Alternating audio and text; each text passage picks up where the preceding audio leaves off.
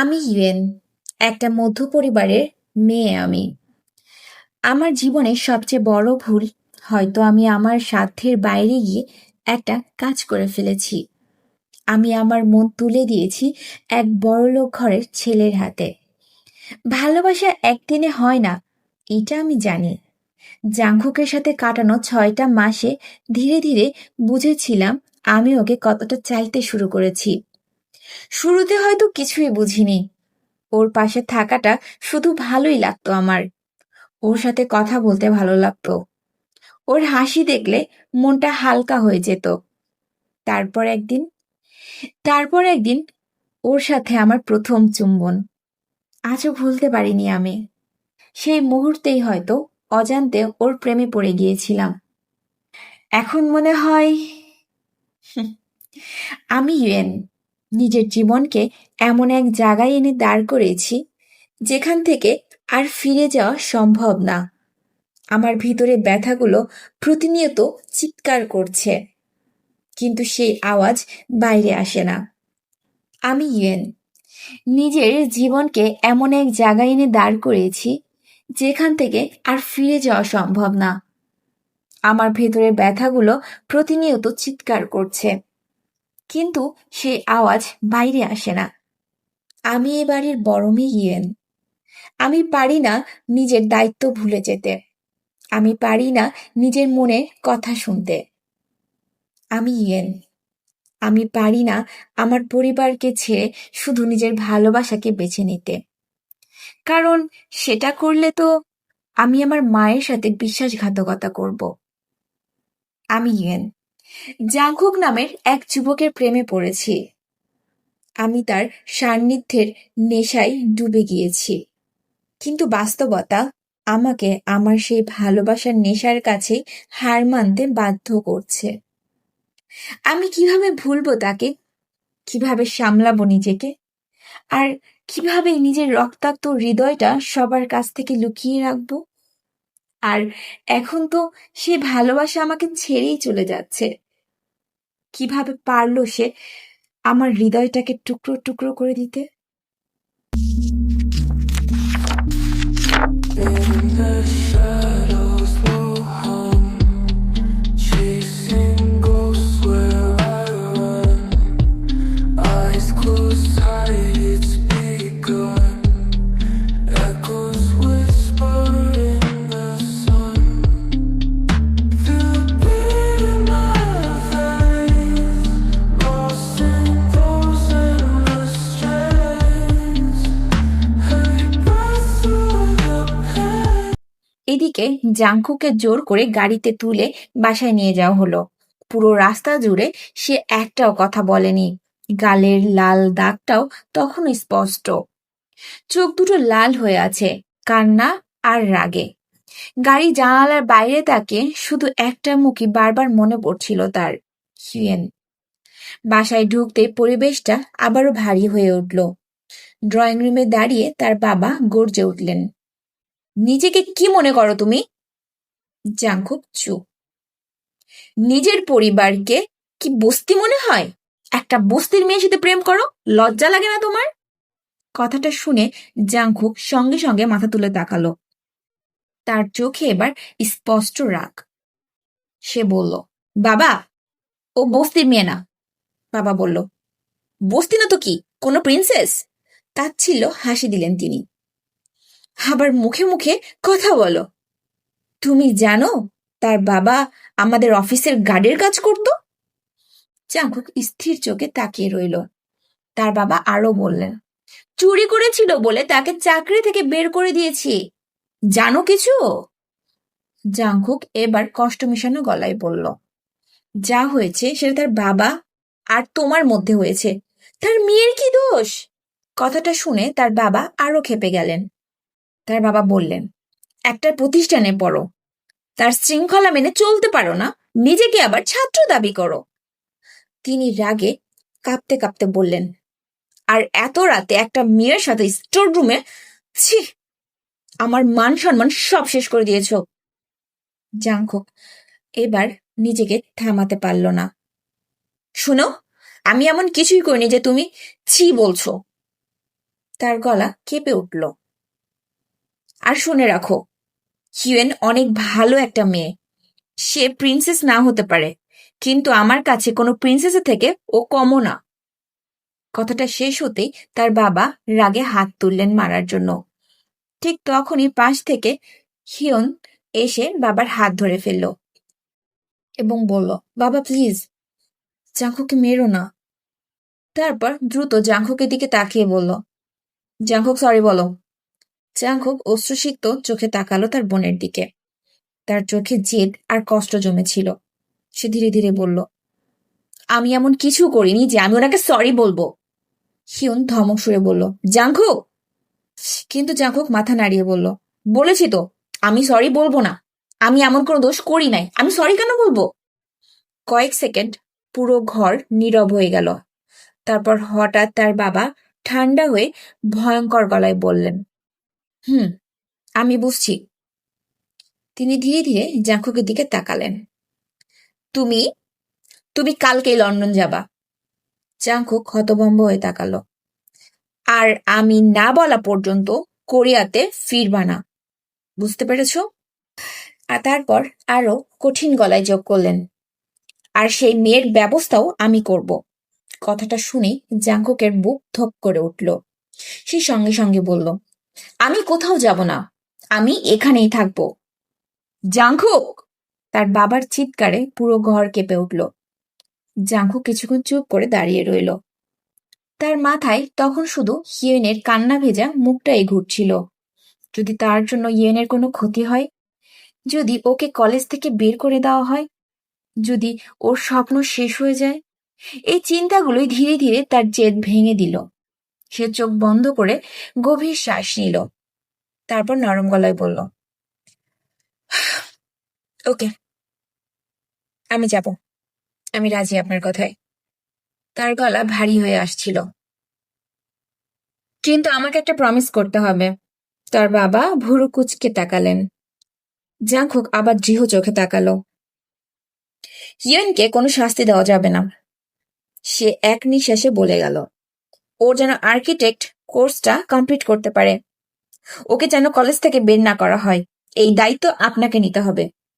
কথাগুলো বলার সময় জাংকুকের চোখ ভিজে উঠছিল, কারণ সে জানতো হয়তো নিজের ভালোবাসার মানুষটার কাছ থেকে দূরে চলে যেতে হবে তাকে। তবু হিয়েনের স্বপ্নটা বাঁচিয়ে রাখতেই হবে তার। রাত অনেক হয়ে গেছে। চুপচাপ রাস্তায় হাঁটতে হাঁটতে বাসায় ফিরছিল হিয়েন ও তার মা। পুরো পথ জুড়ে মা একবারও হিয়েনের দিকে তাকাননি। হিয়েন বুঝতে পারছিল আজ শুধু রাগ না, তার মায়ের ভেতর গভীর কষ্টও জমে গেছে। বাসার দরজা খুলতেই ছোট বোন আয়ু দৌড়ে বেরিয়ে এলো। তার চোখে ভয় আর কৌতূহল। কি হয়েছে মা, এত দেরি হলো কেন? কেউ কোনো উত্তর দিল না। মা চুপচাপ ভিতরে চলে গেলেন। হিয়েন কিছুক্ষণ স্থির হয়ে দাঁড়িয়ে থাকলো। তারপর ধীরে বলল, মা, আমি ভাবছি আমি আর্কিটেক্ট কলেজে পড়ব না। কথাটা শুনে স্তম্ভিত হয়ে গেল। সে অবাক হয়ে বলল, বোন? মা ধীরে ধীরে ঘুরে তাকালেন, তার চোখে অবিশ্বাস। তিনি বললেন, এগুলো কি বলছিস তুই? হিয়েন মাথা নিচু করে দাঁড়িয়ে রইল। হিয়েন কাপা সুরে বলল, আমি সেখানে থাকতে পারবো না মা। এই কথাটা যেন আগুনে ঘি ঢেলে দিল। মা হঠাৎ প্রচন্ড রেগে উঠলেন। তুই স্কুল ছেড়ে দিবি? তার কণ্ঠ কাঁপছিল রাগ আর হতাশায়। তিনি বলল, তোকে প্রাইভেট প্রতিষ্ঠানে পড়ানোর সামর্থ্য আমার নেই।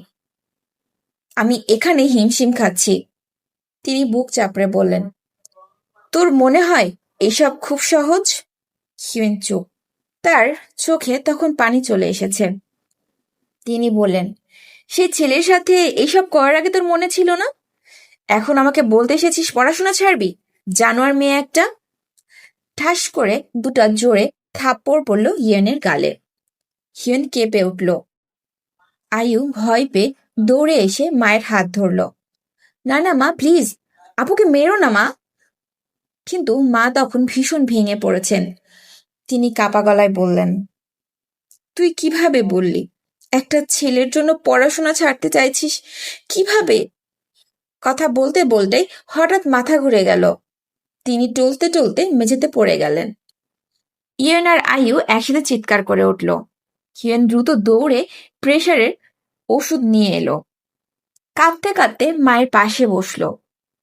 আম্মু, এটা খেয়ে নাও প্লিজ। কিন্তু মা রাগে আর কষ্টে ওষুধটা হাতে নিয়ে ফেলে দিলেন। তার চোখ বেয়ে পানি গড়িয়ে পড়ল। তিনি কান্না ভেজায় গলায় বললেন, চলে যা, আমার চোখের সামনে থেকে চলে যা। হিয়েন যেন ভেঙে পড়ল। আয়ু কাঁদতে কাঁদতে আপুর হাত ধরল এবং বলল, আপু, মায়ের কাছে ক্ষমা চাও প্লিজ। আপু প্লিজ। ইয়েন এইবার আর নিজেকে সামলাতে পারল না। সে মায়ের হাত জড়িয়ে ধরে কান্না করতে লাগলো। আম্মু, আম্মু রে, ভুল করেছি, প্লিজ ক্ষমা করে দাও প্লিজ।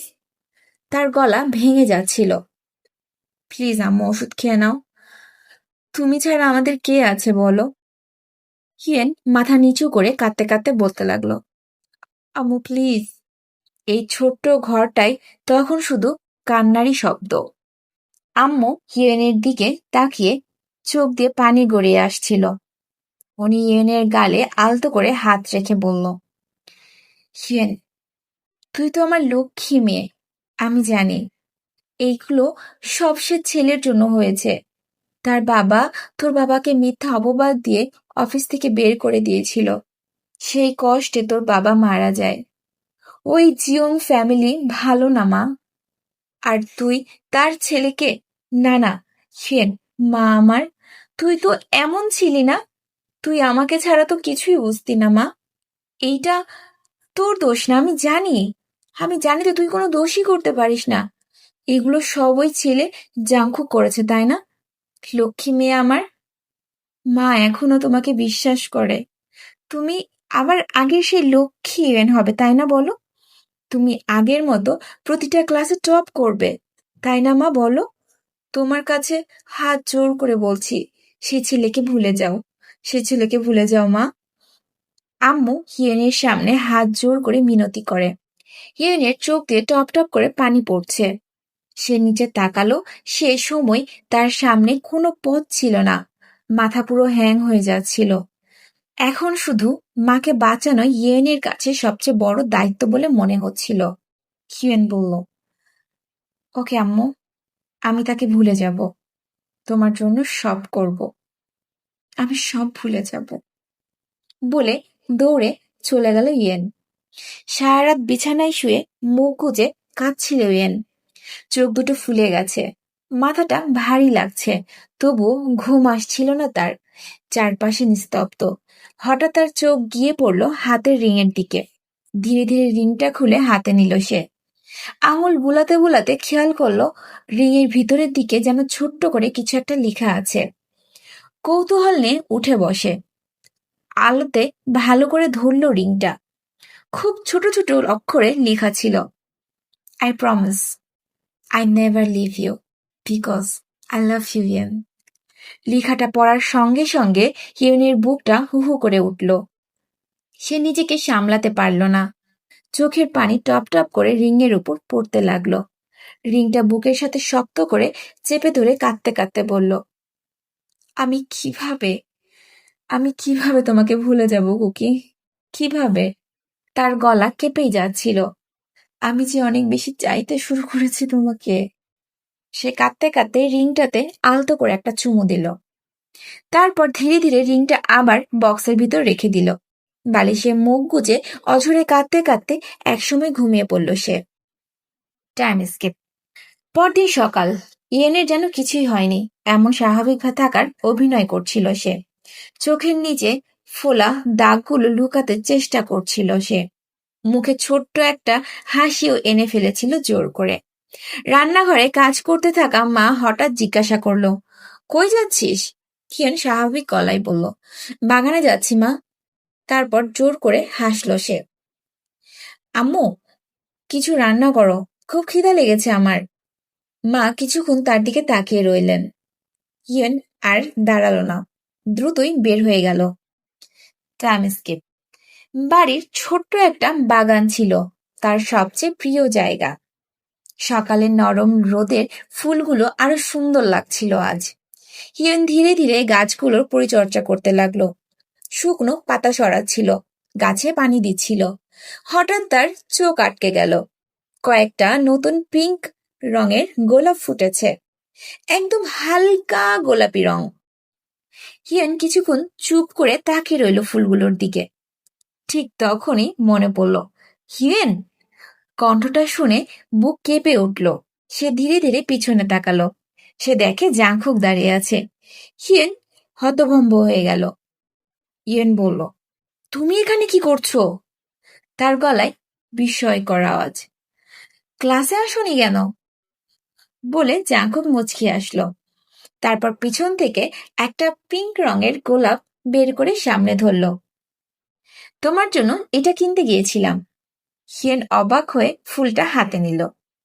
তুমি কিভাবে জানলে পিঙ্ক রোজ আমার এত পছন্দ? জাংকুক ধীরে ধীরে তার কাছে এগিয়ে এলো, এতটাই কাছে যে হিয়েনের নিঃশ্বাস আটকে যাচ্ছিল। সে আলতো করে হিয়েনকে দেয়ালের সাথে চেপে ধরে ফিসফিস করে বলল, আসলে তোমার পিঙ্ক রোজ পছন্দ কিনা আমি জানি না। তার চোখগুলো তখন হিয়েনের ঠোঁটের দিকে। কিন্তু তোমার ঠোঁটগুলো আমি ভুলতে পারছি না। সে আরো নিচু গলায় বলল, এগুলোর রঙও হালকা পিঙ্ক, অনেক সুন্দর, একদম গোলাপের পাপড়ির মতো। কথাটা বলতেই জাংকুকের ঠোঁট আলতো করে ছুঁয়ে গেল হিয়েনের ঠোঁটে। মুহূর্ত যেন থেমে গেল। ঠিক তখনই গোলাপ গাছের কাঁটা হিয়েনের হাতে ফুটে গেল। আহ! চোখ উঠে বাস্তবে ফিরে এলো সে। তার চোখে পানি চলে এলো ব্যথায়। জাংকুক নরম গলায় বলল, আমি তোমাকে কখনোই ভুলবো না জান। তুমি আমার মধ্যে এমন ভাবেই মিশে গেছো। সে নিজের আঙ্গুলটা ধরে নিচের দিকে তাকিয়ে কাঁদতে লাগলো নিঃশব্দে। ঠিক তখনই বাড়ির সামনে একটা গাড়ি এসে থামলো। গাড়ির দরজা খুলে নেমে এলো হিউন। ইয়েন ধীরে ধীরে পিছনে তাকালো। সে মুহূর্তেই তার বুক ধুপ করে উঠল। বাগানের নিস্তব্ধতা তখনও ভাঙেনি পুরোপুরি। হিয়েন নিচু হয়ে গোলাপের গাছের শুকনো পাতা ছিঁড়ছিল। চোখ দুটো লাল, কিন্তু সে নিজেকে স্বাভাবিক দেখানোর চেষ্টা করছিল। ঠিক তখনই সামনে এসে দাঁড়ালো জিওনহুন। জিওনহুন জাংকুকের বড় বোন। তার মুখে অদ্ভুত গম্ভীরতা। কয়েক সেকেন্ড চুপ থেকে সে ধীরে বলল, হিউয়েন, কাল জাংকুক লন্ডনে চলে যাবে, সকাল 10টায় ফ্লাইট। কথাটা শুনেও হিউয়েন কোনো প্রতিক্রিয়া দেখালো না। সে শুধু নিচের দিকে তাকিয়ে নিজের কাজ করতে থাকলো। হিউয়েন আবারও বলল, ও তোমার সাথে কথা বলতে চায়। হিউয়েন এবারও চুপ। সে একবারও হিউয়েনের দিকে তাকালোই না, শুধু হাতে গোলাপের পাতাগুলো জোরে জোরে ছিঁড়তে লাগলো। হিউন দীর্ঘশ্বাস ফেলে বলল, ইয়েন, জাংকুক সত্যিই চলে যাবে। কবে ফিরবে আমিও জানি না। তার গলা নরম হয়ে এলো। একবার দেখা করো, অন্তত কথা বলো ওর সাথে। হিয়েন ধীরে ধীরে উঠে দাঁড়ালো। তারপর কোনো কথা না বলে বাসার দিকে হাঁটতে শুরু করলো। হিউন পিছন ডাকলো, হিয়েন। হিয়েন থামলো না।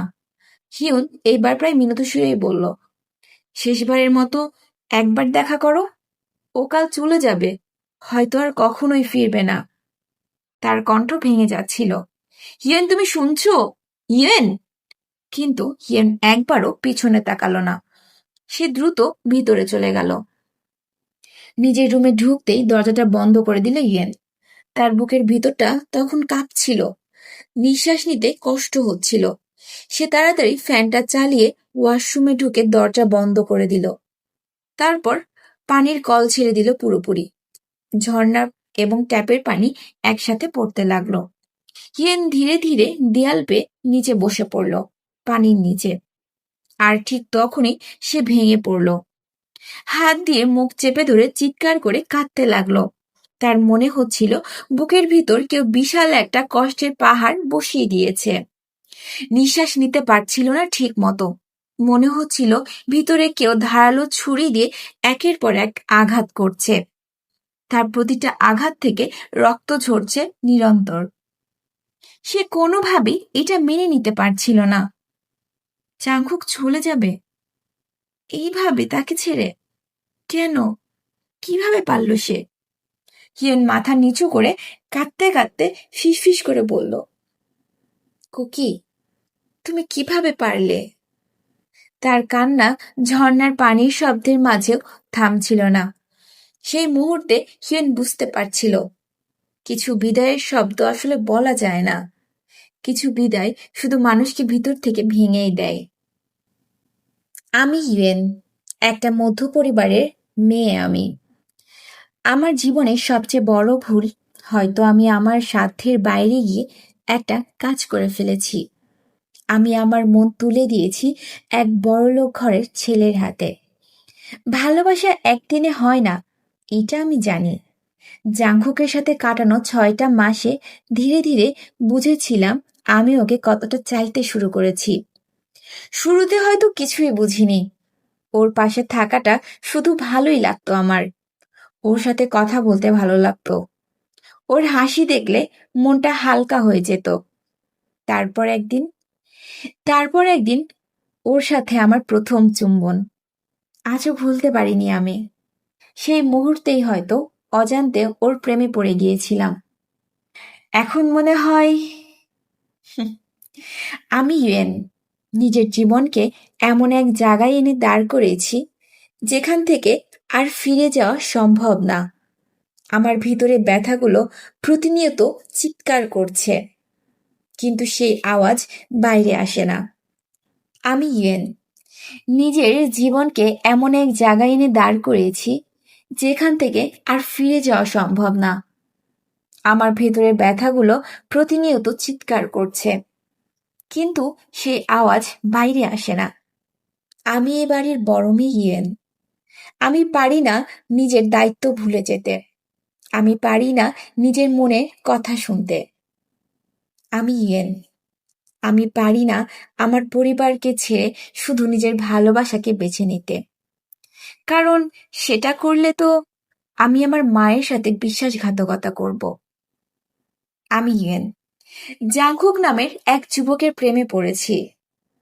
আমি তার সান্নিধ্যের নেশায় ডুবে গিয়েছি, কিন্তু বাস্তবতা আমাকে আমার সেই ভালোবাসার নেশার কাছে হার মানতে বাধ্য করছে। আমি কিভাবে ভুলবো তাকে? কিভাবে সামলাবো নিজেকে? আর কিভাবে নিজের রক্তাক্ত হৃদয়টা সবার কাছ থেকে লুকিয়ে রাখবো? আর এখন তো সে ভালোবাসা আমাকে ছেড়েই চলে যাচ্ছে। কিভাবে পারলো সে আমার হৃদয়টাকে টুকরো টুকরো করে দিতে?